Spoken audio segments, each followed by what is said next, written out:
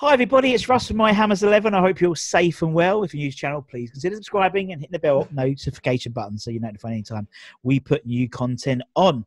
Lots of great guests coming up, lots of people you recognise and you've heard of, including today's guest. He's a broadcaster, journalist, but most importantly, co-founder of We Are West Ham podcast, which I had the pleasure of being on last week.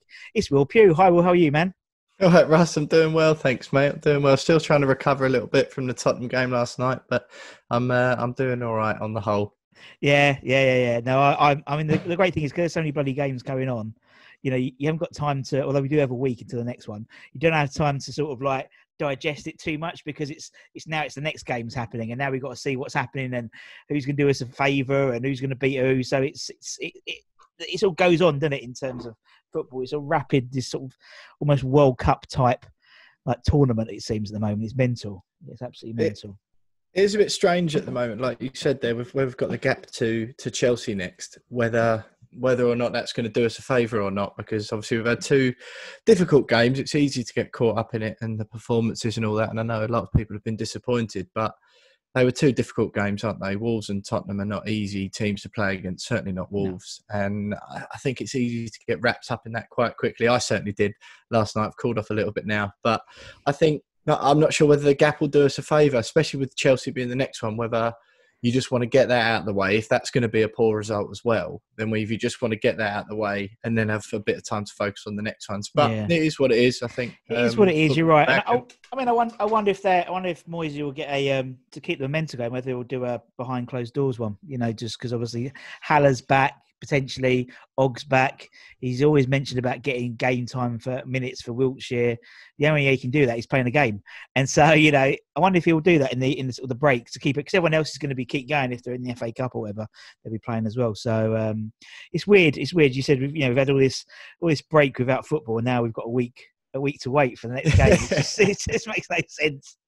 We always seem to play on we're always like at home on Wednesday nights as well, which doesn't help. Yeah, it is peculiar. I think this is just one of those, I feel at the moment, get the season out of the way, fingers crossed we stay up, and then clean slate hopefully a clean slate. And whatever happens, yeah, clean. We say that every year though, Russ. We say that every year. We do.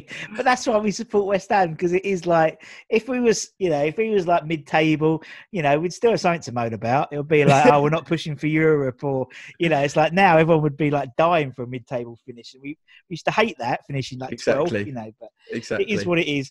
Anyway, so thanks for coming on. Obviously, we're interviewing people all over the world, lots of different fans.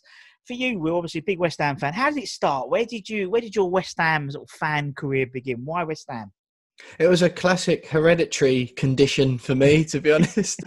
Some people get passed down eczema or asthma or something like that. I got passed down the condition of supporting West Ham. Yeah, it was just my granddad and my dad always went. I think granddad went. We worked it out the other day, actually. My granddad went to his first game in in the 40s, certainly, wow. I believe. I think 48 or 49, something like that.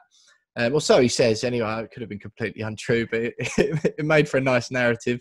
Yeah. And then my dad started going in sort of the early 70s. I think was 1971 was his first game. And then when I was born, it was just part of. As soon as I remember, you know, my earliest memories of weekends would be my dad would always every other Saturday. He wouldn't be around and it would just be me and my mum, and I'd always, I want to go. My first ever game was Everton at home, and it was 2-2. Duncan Ferguson scored for Everton, and all I remember from that, I don't remember any of the goals or anything like that. I just remember when West Ham scored their first one, I cried because it was so loud. All the fans are too loud, so I cried and got really upset. But by the time the second one came round, West Ham second, I loved it and I was into it because I knew what was coming. It was brilliant. And then the first game I really remember properly was Steve Potts' testimonial. Oh, wow. I remember that one against Queen's Park Rangers, Trevor Sinclair playing for QPR. And some point around that time, I remember going to Aston Villa at home when Mark Draper had his bleach blonde hair and they had LDV vans as their sponsor. But I think that was sort of the mid to late 90s for my first thing. And that was it, really. You know, I used to go as much as my dad had let me go early on. Yeah. And then I got my first season ticket with him. We finally gave into my moaning when I was about 9, I think. I shared one with my cousin for a couple of years. And then I got my own one when I was 11, because even half the games weren't enough. And that was me ever since. We all three of us, me, my dad, my granddad, and my cousin, sat in the upper tier of the East Stand, and yeah, we carried on going. My granddad got a ticket with us in the first year at the new stadium, so it's still the same. And then he got a little bit too old to go, unfortunately. But yeah, me and my dad still go together now. So yeah, it's just I've had 1 year off. I went travelling. Couple of 2015, I think that was. Yeah. So that's the only year I've had off of a season ticket, and just can't shake it no matter how much I try. Exactly. No matter how much we try, we can't shake it. And you're right. It's about that, and as you said, you went with your family and stuff like that, and you still do, and that's what comes through. Football. And we know football is secondary to being a West Ham fan, because we wouldn't be fans if we were, would we? To be honest, it's blatantly obvious. Is the family and the spirit, not just obviously, your your blood family, but obviously the family West Ham. And obviously, you've made lots of good friends, and obviously the We Are West Ham podcast. You and your mates talking about West Ham. It must be fun doing that. It is. It's great fun. I think you had Reece Bayliss on your channel. Last week, I think it might have been. And Reece has been a friend of mine, just a personal friend, since, for 12, 13 years of mine now. I used to play football with him. We'd go to West Ham together. James Jones, you mentioned, who I do the We Are West Ham podcast with. I think he's coming on the channel later on as well. And yeah, it's just brilliant. I do it with Tom Edwards, the channel as well. And it's just good fun. It kind of ties in with what I do for a living, as you've mentioned already. And yeah, I think it's odd, because if you'd said this to me, 10 years ago or whatever, that this is what I'd be doing and that sort of thing, it is good fun. I do enjoy it now. I think it's been difficult this season particularly. I mean, it is a lot of the time, but I remember times you're talking about there. We do love doing the podcast, but it can be difficult. And what I find about football in general now is when we play teams like Man City or Liverpool, I find there's too many games in modern football now, especially supporting a club like West Ham, where you just write them off.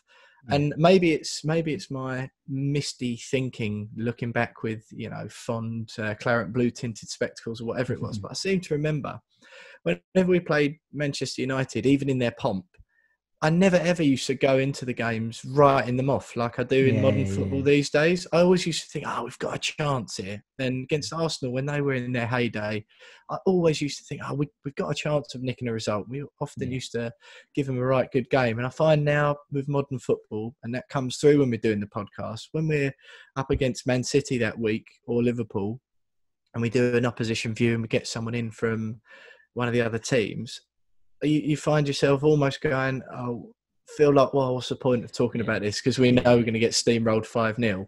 Yeah. So that's the thing I don't like. And I've had periods of time, I'm sure everyone has, going like the match-going fans, as I call them, fans who've had season tickets.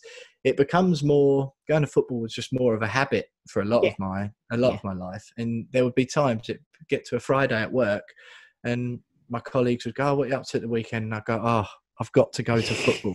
and that's how it worked, because there wasn't a choice of, okay, I can do something else this weekend. It was, West Ham are at home, so obviously I've got to go. Yeah. And you felt an obligation as much as anything else. But no, we love doing the podcast, and I'm lucky, and we really appreciate you coming on last week and everyone who listens, actually. Yeah, it's brilliant. You're right. I mean, I've spoke to someone, I can't remember who it was, in an interview, and he goes, to be honest, the last few years, West Ham's been like a chore. Going, but it's a chore he wants to start going again and doing. So, I think when everyone does get back, I think hopefully there'll be some appreciation. This season's basically been a write-off, and to be honest. And so, as you said, get the season over, start again. Whatever happens. Not being funny. As long as everyone's healthy, everyone's got their own, everyone's got their job, everyone's got their, that's the thing that I think it's actually put a little bit of perspective in terms of football for me. God.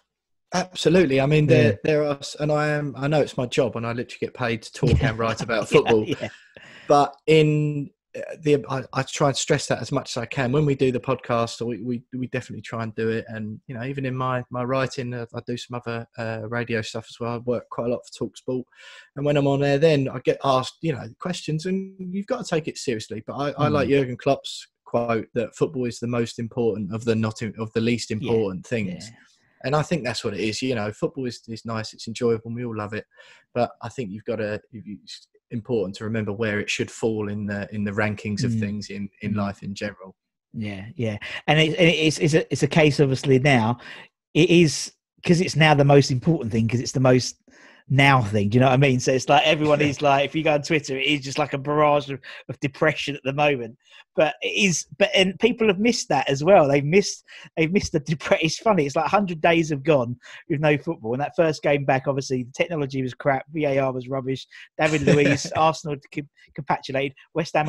Nothing had changed. It was almost like someone had just pressed pause on the Premier League and just restarted it. Nothing had changed. I don't know what people were assuming were going to happen, that we were going to be world beaters from we're in that position because we're in that position this season. So it is what it is, as you said. But he said life carries on as long as everyone's healthy and stuff.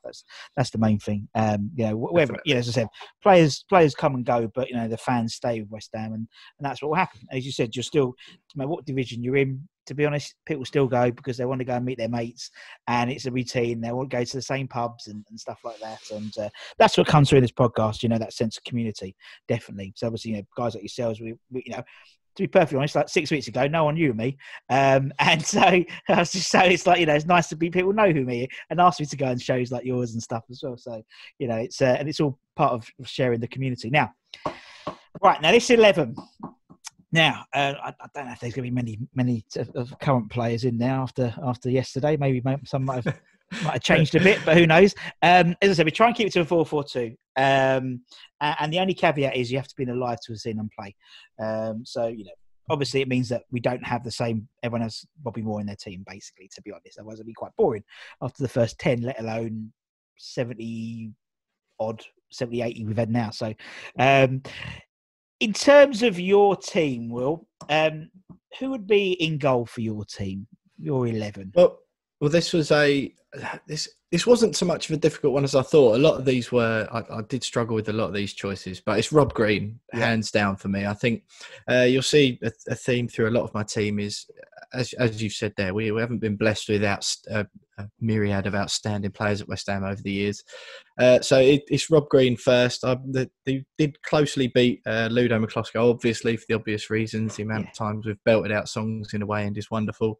Shaka Hislop, just a nice bloke. Stephen Bywater, bumped into him in a petrol station once and he was really nice. And David Martin, that did just offer the one game. I was at the Chelsea game earlier this season. Fantastic. But I think Rob Green was just outstanding. I think that's what stood out as much. Obviously, he played for England as well. Was unfortunate at that World Cup. But I just admired him. I went to loads of games in the Championship. I missed the 2 away games all season, I think. And I just remember the amount of times singing "We All Dream of a Team of Robert Greens." He really enjoyed being at the club, and mixed in with all that, he conducted himself well at all times, and he was just outstanding. He was a really, really class goalkeeper and one of the best in England at the time. So I think, whilst McCloskey is obviously the cult hero for many, I think it's impossible to look past Robert Green, because if it wasn't for Ludo, I think he'd be that same sort of character. No, I agree. And the thing about Green, and what I like about him particularly, he doesn't take himself too seriously. Do you know what I mean? And I think footballers take themselves you probably know more anyway, they take themselves far too seriously now. And, and he still doesn't take himself seriously on Twitter, his interactions and stuff like that. And when what about his haircut and his moustache? Exactly, his Seamus, the rest of the Seamus haircut and his moustache, and when he had England number 6 stitched in his gloves and shit and stuff like that. That's what I love. I love people who just don't take themselves too seriously. He realised the privileged position he was in. Yeah, he might have been England number 6, but he was still, West Ham regular, adored by the fans, and was still sung in really good high stead. So, put Greeno and Defo. Okay, let's go left back then. Well, who's going to be your left back? Probably guess it. Yeah, this one, unfortunately, I was doing it, I thought I would be surprised if anyone's giving you a different one. It is Julian Dix, and I think it's a combination of things. I must admit, this one for me has got a particular an added impetus. I think it's my first ever West Ham shirt was the Dagenham Motors centenary shirt, and I had Dix printed on the back of it. It was about this big. Certainly don't fit into it now, but I've still got that knocking around in the loft somewhere, age 3 to 4, and I had the full kit and Dix on the back, and that's who I wanted to be. That was my first ever West Ham kit. Remember being ecstatic when my dad bought it for me. And, I'd spent ages in the garden. That was my first who I wanted to be. I wanted to be Julian Dix. When I played football, I played in a similar sort of style. I was always getting stuck in, and that's what I wanted to do. I wanted to come out at a 60-40 challenge against me with the ball, because that's what Julian Dix would do. As well, I think West Ham haven't particularly been blessed with left backs since Julian either. It was going to be him, Paul Konchesky, Wayne Quinn or Rufus Brevitt, I think, were the next three in line. So it wasn't much of a contest there. But as well as his I think he represents more than any other player exactly what it is to be West Ham. Just that heart and desire, and mixed in with some genuine quality. Yeah, totally. And he's and the way, obviously talking to a lot of the ex-players and stuff as well, the way he conducted himself in terms of training and stuff, and the way he just, he wasn't, he was a I wouldn't say he was a model professional, you know what I mean, in terms of like I don't know, in comparison to like Tim Breaker, who would train all day. He'd go out, Julian would have a can of Coke and a Mars bar, probably like most people would do on a Sunday league game, wouldn't they? And he had that but he was just an incredible player, but he just had that sort of every man mentality about him. You could relate to him as well. But no, Julian was and he scored the first ever goal I saw at West Ham, scored by a West Ham player. Obviously, going to your first West Ham game, the other team always scores first. But he scored, and it was one of his 35 yard pings. I always remember that. But we'll put Julian in. Okay, great. Let's go right back then, Will. Who's going to be your right back? Well, I don't know how many of these you'd have been picked by. I hope so. But Sebastian Schemmel gets in for me at right back. And just, again, one of those players, and I've mentioned it already, I used to play wing back or right back when I was playing football. And I just thought, again, he was outstanding. I loved his hair. Absolutely outstanding hair for that first season. And it was very much the David and Goliath situation with Schemmel, because when he cut it all off, he just turned into a shadow of his former self. But he was another one. I think it was at that time where I just started going to West Ham like every single week, or every single home game, certainly. I just remember, again, sitting on the East End in the Chicken Run Upper, just down towards the Bobby Moore end, in line with the penalty area. I used to see a lot of the right backs, or the right backs, and then the left midfielders in the second half when we were kicking towards the Bobby Moore end. And where I played that position anyway, I was always looking. I've had a bit of a fondness for all of our wing backs, full backs that we've had. And Schemmel, I just thought he was brilliant. He had it all. He was a class act. And I really liked his hair. I think that's probably more plays my decision than I'd like to admit.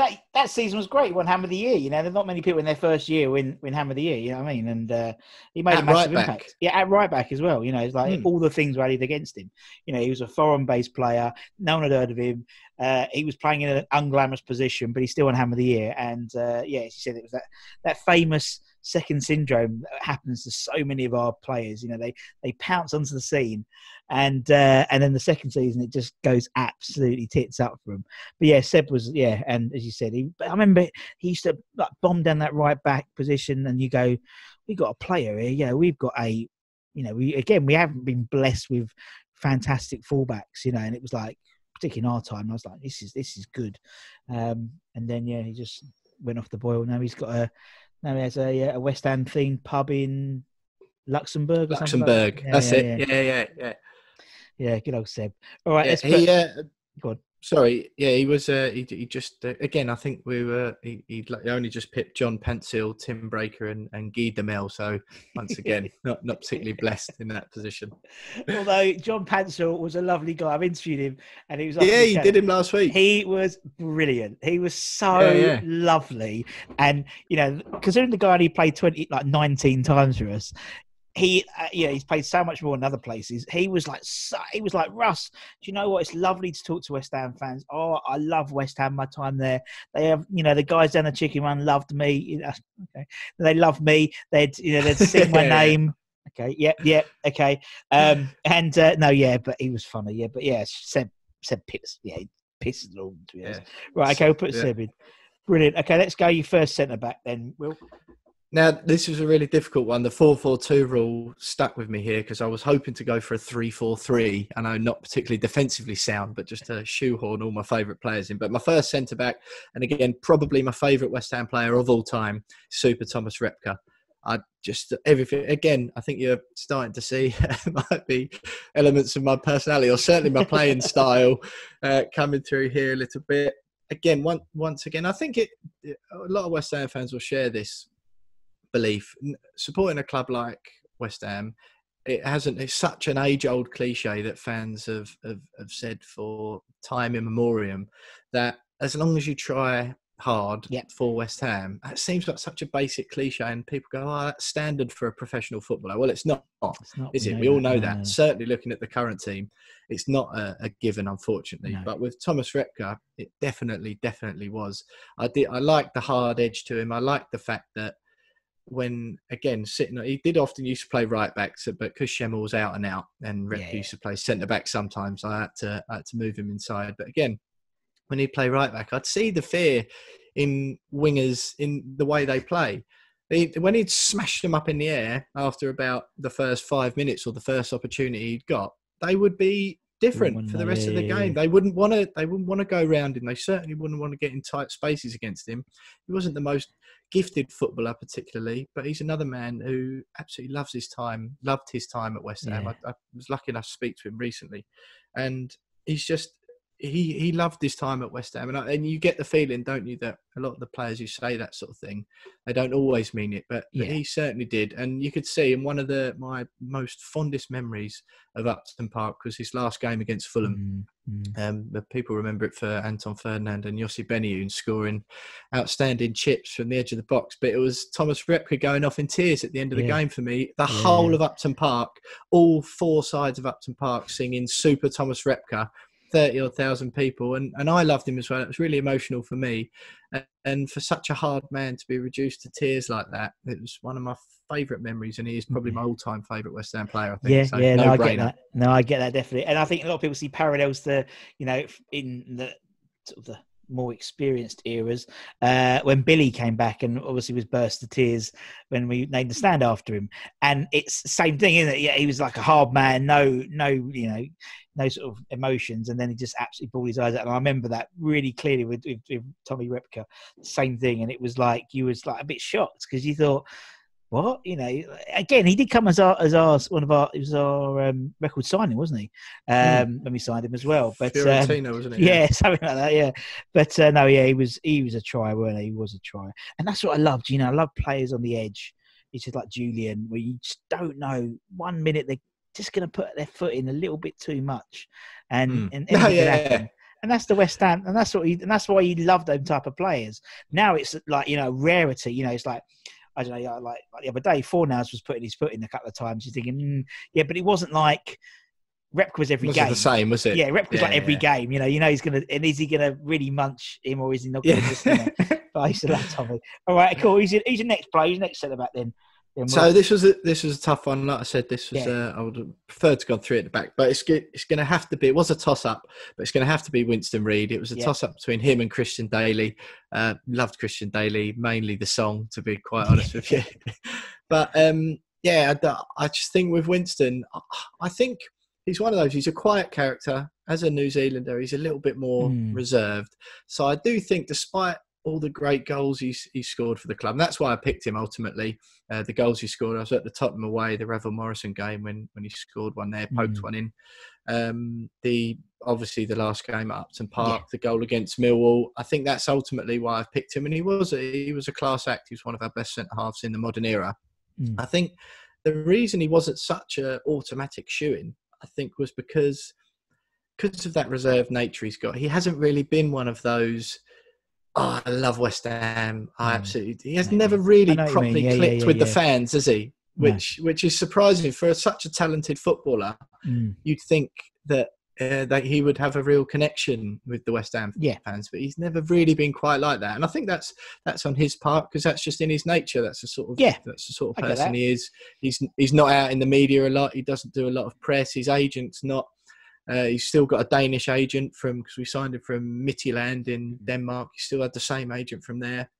And he just wants to get on in his career. He's a professional. He's been like talented. But yeah, I picked him for the moments there and for the feelings that I felt. You're right. You're totally right. When he scored those goals. Right. It makes sense. I mean, you look at the difference between him and, say, James Collins. You know, they've been around for roughly, I mean, Winston Reed's 10 years now. He signed in 2010. So, you know, technically testimonial year coming. But you know, and the difference in terms of how the fans sort of take to Ginge then Winnie makes, you know, as you said, it's all about personality. You know, you wouldn't see Winnie jump into Chav corner or the adopted Chav corner and throw his shirt in the crowd, or you know, that type of thing. No. And yeah, I get that. But he was quite. I mean, he said he was quality, and he still is a good player. You know, unfortunately, injury has obviously played a lot in his career with us. But as you said, when that period when he was unstoppable, you know, Liverpool were after him potentially, and there's all these rumours going around. Yeah, Arsenal as well. Yeah, so it just shows what a good player he was. Okay, okay, let's put Winnie in. Let's go midfield then. Let's go left midfield. We've got left midfield. Left midfield. This was Matty Etherington for me, and I'm sure he's been picked by quite a few people. He narrowly pipped Stan Lazaridis to this. Laser.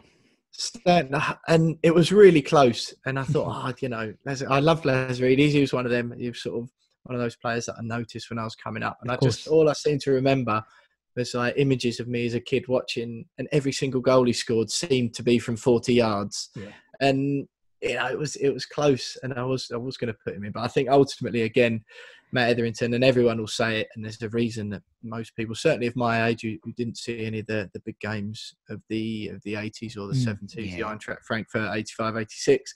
A lot of people my age, best game ever at Upton Park was the playoff semi-final against Ipswich. Yeah.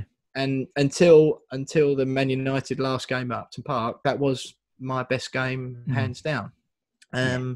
The atmosphere was outstanding, and he was outstanding. The goal he scored obviously was second to none. But again, he was in our FA Cup final team, and just a man who I think West Ham fans felt genuine affection for. Really tricky winger, and we have loved the tricky winger over the years, haven't we? And he did felt a little bit. You know, I'm not going to compare him to Alan Devonshire because I didn't see him play, and judging by what I hear, he was, you know, next level. But it was that sort of ilk, wasn't it? Very slight frame, very skillful. He'd go past someone. Quality crosses, and it's just sort of a bit of a hark back to that old days. And again, he was a man who had a connection. The amount of memories I've got of him wheeling after he'd scored, he'd wheel in front of the Bobby Moore end and then up along the east stand where I used to sit. I got a lot of fond memories of Matty, and just a great bloke. Yeah, definitely, and I get that. Yeah, and also, you know, he was like an old school winger, wasn't he? We don't get many of them in the modern game now. He was just pacey, left wing, left-footed, simple. And but effective. But effective. You know, just beat the man, cross it in, and as long as you got a decent striker in there to knock it down, then it's easy. But Matty, and obviously, you know, a similar player to Lazaridis, you know, in terms of stature. It looked you could put them next to each other, apart from the floppy head Matty had. They look a bit the same as well. But I like, Matty, definitely. Good shout. I always remember that Ipswich game just for the Christian Daly, you know, Braveheart speech on the pitch afterwards. We're saying, you know, basically, you know, it was almost Churchwellian more than Braveheart. You know, we'll fight them on the beaches, and then we'll fight them in Cardiff. Yeah, no, I loved it. That was brilliant. That was, and as you said, the atmosphere was mental. People still talk about it. That's what I mean. It's incredible. Okay, we'll put Matty in at left midfield. Let's go right midfield to go other side. Then we'll. Right midfield, this was a fairly straightforward one for me. Narrowly getting in ahead of Lauren Courtois and Michael Hughes was Yossi Benayoun. No-brainer for me. I think, despite the fact that for every 3 games he'd play for West Ham, 1 he'd be a world beater, and the other 2 he might as well not be on the pitch. He regularly used to go missing. Yeah. But again, one of those few players that come through West Ham's ranks every now and then, and you can just tell they're a bit of a cut above. Yes, he was, again, that slight frame in a physical league that is the Premier League. He looked like a 12-year-old basically, didn't he? He was a skinny little thing with his floppy hair out on the right wing, but the things he could do with the football, and just effortlessly, it looked like he was always in second gear. Yes, good shout. And he just picked teams apart, wouldn't he? He was the living embodiment of the word mercurial, and Yeah, I outstanding. The goal against Tottenham on the last game of the season, Lasagna Gate, again, was one of these. It was lovely doing this, actually, because what I tend to do, and I'm sure lots of people do, as I was going through the players, I just remember moments that they did. And it might just be one goal or one tackle or whatever in a whole West Ham career that might have been generally disappointing, but not with Yossi. He definitely earned his move. He was top quality, and it was a no-brainer for me. That's why I love doing the whole series, because you remember people have got different memories, but also the players. You're sitting there chatting to someone about, I know, Yossi Benayoun, and you talk about something, and then he said Laurent Courtois pops in, and you think, oh, and you go on and talk about that whole era, that random sort of French contingent. Obviously we had Lazy, you had Mark Keller as well. And it was like and Mark was a fantastically skillful, obviously not the pace of a Lanzini or Everton, but he was a great, and that's the thing, you just go off on tangents. Like the other day I was interviewing someone, and Abdoulaye Faye came up in conversation. Yeah. I don't know where between them and Big Sam like big like defenders and centre backs and centre midfields and then Abdoulaye Faye and Papa Diop. Oh, brilliant! That's what I mean. I love it.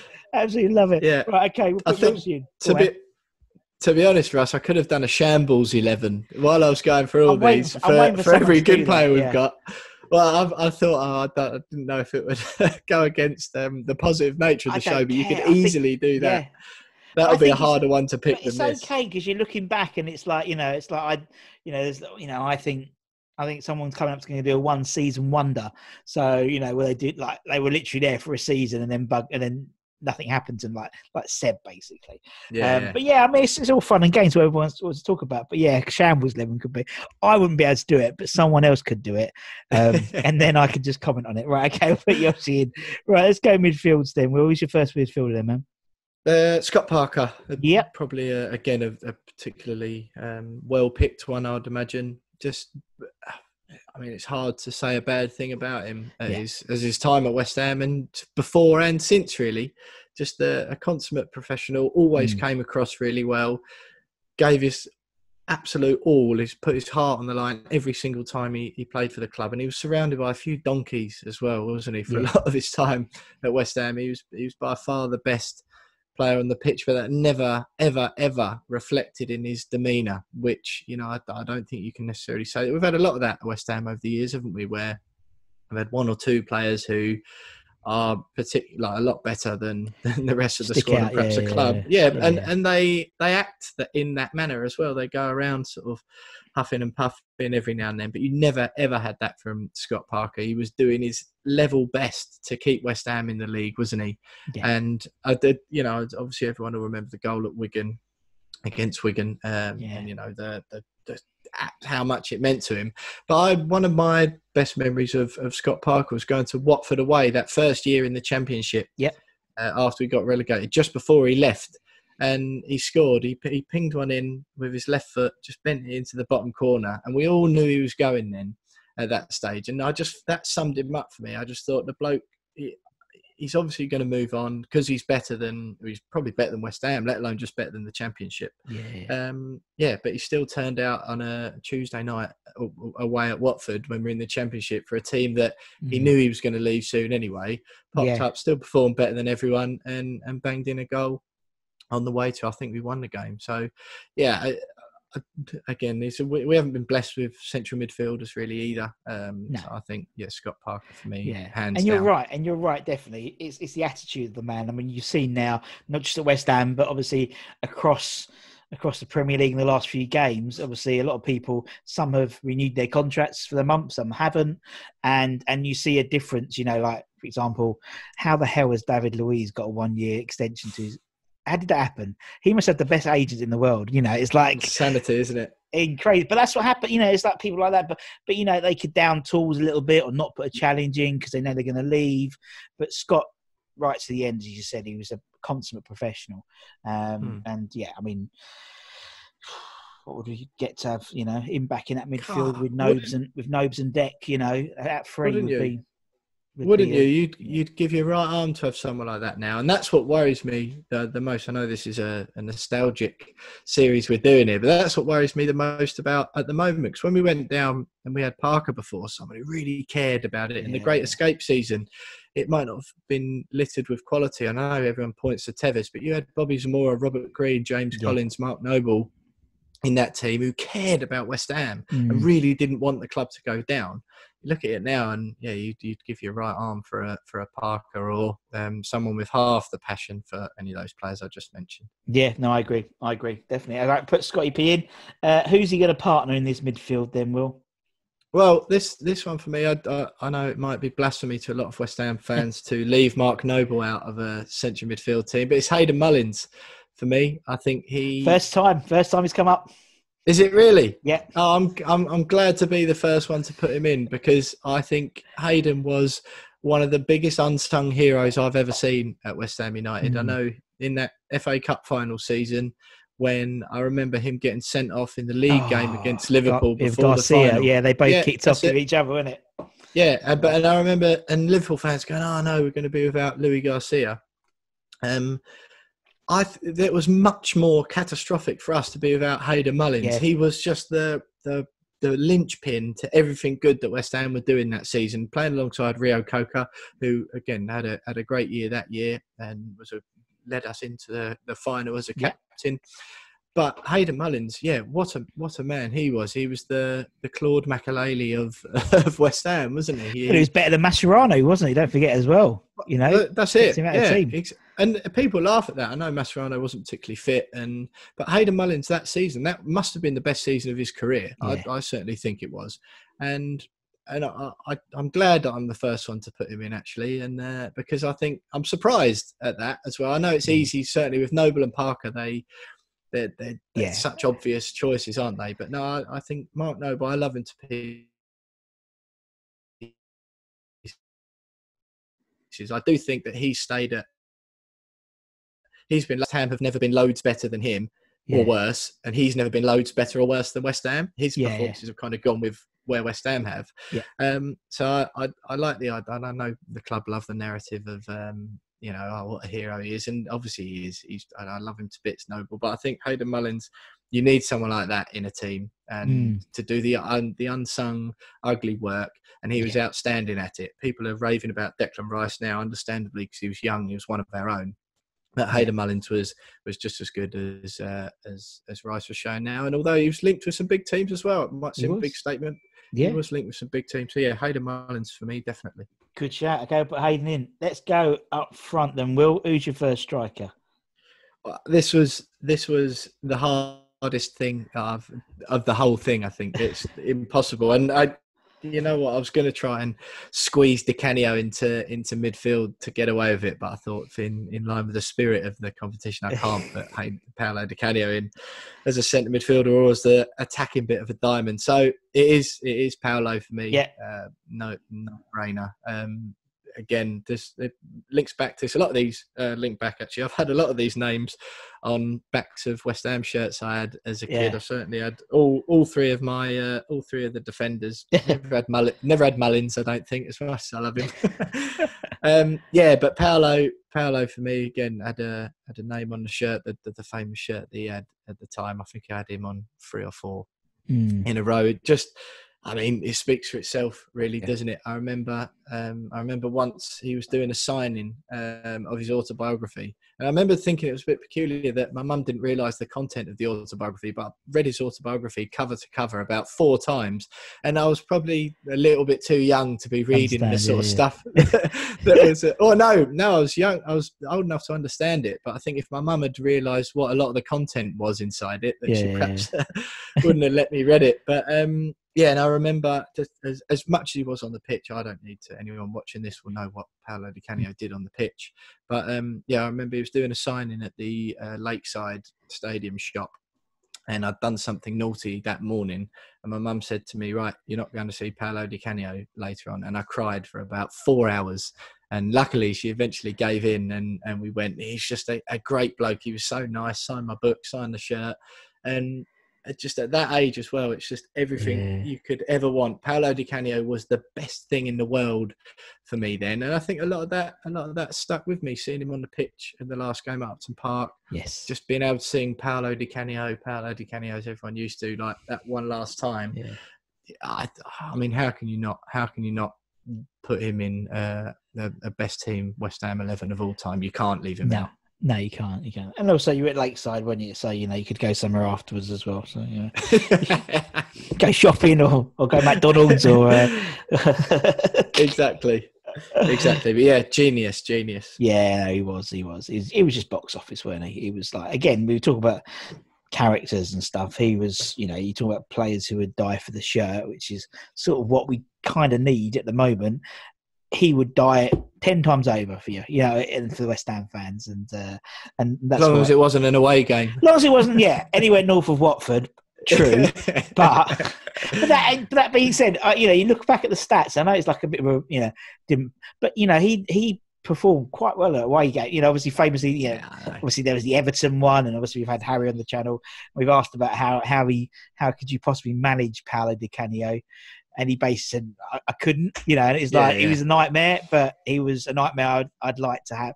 And so, but he was brilliant. Okay, we'll put Paolo in. Who's Paolo going to partner? Who's this final piece of this Pugh puzzle? Now, I've got to profusely apologise to Marlon Harewood here, because I think it's an absolute robbery that Marlon Harewood doesn't get in this. I've absolutely loved watching Harewood. His goal against Arsenal at home, my particular favourite, and of course the semi-final goal. But I'm afraid Marlon had to take a back seat to be replaced by the one and only Carlos Tevez. I think again, I tried to. It's hard to not go with the obvious choices here, but again, I loved Marlon to pieces. His brute pace and brute power. I thought he was absolutely fantastic. And again, he was a man who cared. But I think Carlos, he was the same thing. He had that. He was so much better than West Ham, as the rest of his career went on to prove.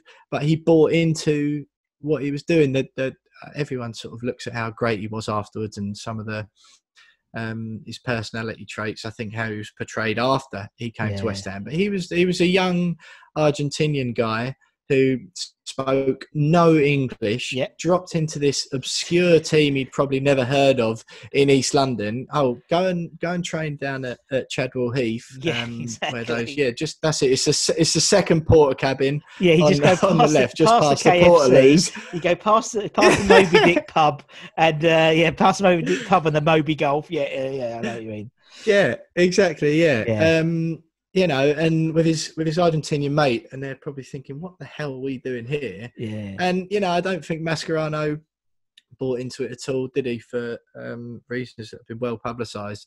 But Carlos Tevez will always have a place in the heart of West Ham fans. And I remember, again, everyone will obviously remember the Man United away game. But my favourite memory of Carlos, I went to all of the away games, in most of the away games in that season anyway. But in that little stint at the end when we won so many of those games in the last spell, I remember going to Blackburn away, and it was a Saturday night game. And I mean, West Ham away tickets now are like gold dust, of course, but there was about 700 fans there. It's 5:30 on a Saturday, and it was right at the beginning of that run, so we were still pretty awful then. Hope had seemingly gone for most fans, and it was the game where he blocked Zamora's shot on the line, but the referee gave it as a goal anyway, and then he stepped up and slotted the penalty in. And that was sort of one of the early games in that run, winning away at Blackburn on a Saturday night.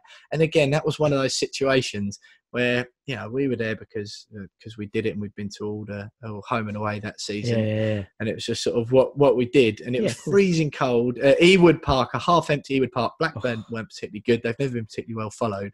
And this Argentinian bloke, so much better than West Ham, would obviously go on to bigger and better things, is like running his socks off in front of 700 away fans. at a team who were seemingly doomed at the time. Yeah. And he scores a penalty and somehow gets away with accidentally blocking some more a shot on the line. I think, Juan Carlos Tevez is another one of my favourite songs to sing. Another shirt I had with his name on the back. And again, sorry to Marlon, but absolutely no chance that Tevez isn't getting in any West Ham team of mine. No, it's a great shirt. And it's parallels to now. You know what I mean? Haller's going to come back and Haller's going to come back and he's going to be our Carlos. You've heard it here first. I'm always half full. I'm always half full, but maybe a quarter full now. But but I know what you mean. We were dead and buried, weren't we then? And then, we jokingly played the Great Escape theme tune at the games. But it was an incredible run of games. And as you said, it was about a collective team effort. But Carlos was the one who got the headlines. But you're right, Robert Green, you had Zamora, you had Ginge, you had Noble, you had a great nucleus of players there, great spine. And Boamorte. Boamorte, Louis Boamorte, God bless him. He's come up before Hayden Mullins. So it's all right. But it's just one of those things. But it was a great time and a great team actually. And he said probably my fondest spell of watching West Ham there. I think that I was going to all the home and away games, and I think just seeing that come to fruition at the end, and then United on the last game, it was probably my best time of supporting West Ham. It's always Man United, though, isn't it? Always Man United. and we've got them the second, but then the penultimate game this season as well. It's always Man United with us, isn't it? But I do admire your optimism, Russ. I'm just sorry I can't share it. I'm used to it. It's like you have to have a yin and yang, otherwise it's just, if it's all yin, then everyone. And it's like I'm there to be shut down, but I don't care because at the end of the day, it's like we've all been through it. We know it doesn't matter what happens. We'll carry on supporting them, no matter what division we're in. It's what it is. But as you said, it's every game is a little bit less optimistic. I'll be honest, but I still keep the troops up. I still keep the troops up on Zoom parties or Facebook, or WhatsApp groups or whatever, just to try and keep a bit of momentum. Anyway, well, it's been great chatting, man. Loved it. Loved chatting to you, man. Absolutely. Thank you so much for your time, and obviously the thought and effort and the agonising decisions that's gone through that 11. It's quite obvious. Absolutely, mate. Absolutely.